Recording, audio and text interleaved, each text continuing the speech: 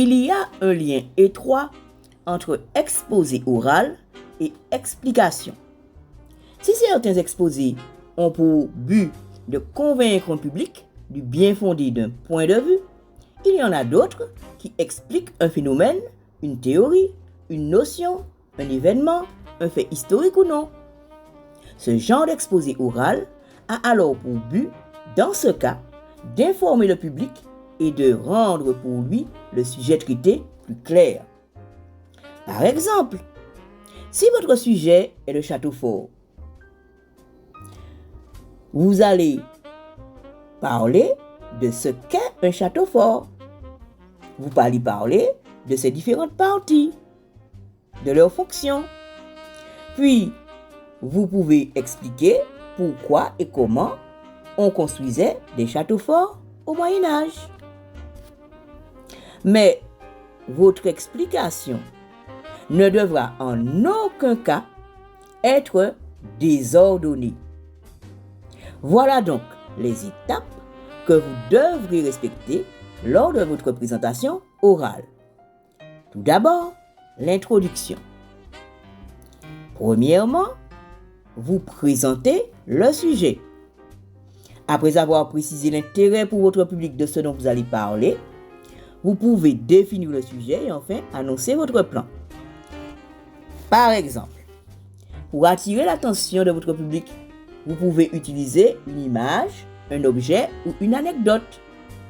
Si vous utilisez une anecdote, vous pouvez dire « Savez-vous que l'on construit encore des châteaux forts aujourd'hui? C'est bizarre, hein ?» Et puis vous montrez l'image de Guédelon que vous commentez. Nous sommes à Guédelon, en Bourgogne.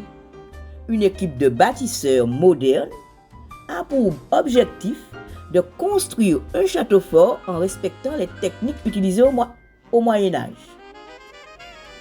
Et ce site reçoit toujours beaucoup de visiteurs. C'est donc que les châteaux forts fascinent encore.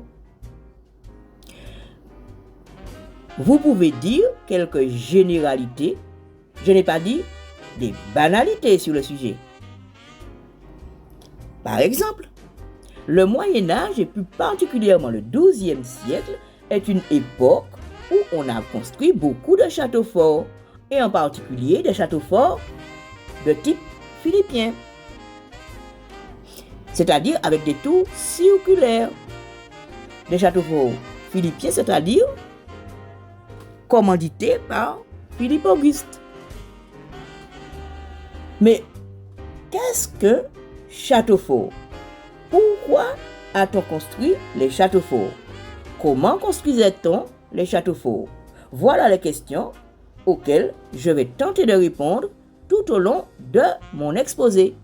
Par ces 3 questions, vous avez annoncé votre plan. Après votre introduction, vous pouvez passer au corps de l'exposé, c'est-à-dire la partie explicative. La partie explicative, proprement dite, répond aux questions que vous avez posées dans l'introduction, dans l'ordre que vous avez annoncé. Première sous-partie, qu'est-ce qu'un château fort? Deuxième sous-partie, pourquoi construisons des châteaux forts au Moyen-Âge? Et troisième partie, comment construisait-on les châteaux forts au Moyen-Âge? Voilà que votre explication est terminée. Non. Vient maintenant le moment de la conclusion, puisque vous ne pouvez pas laisser votre public en plan après lui avoir expliqué ce que sont les châteaux forts, etc. Il vous faut amener la conclusion. La conclusion de votre exposé peut consister en une courte synthèse de ce que vous venez d'expliquer sur le modèle que retenons-nous. Alors, par exemple, tout d'abord, nous avons vu que, ensuite nous avons compris que, et enfin nous avons découvert que. Voilà l'essentiel de ce que nous avons appris. Avez-vous des questions?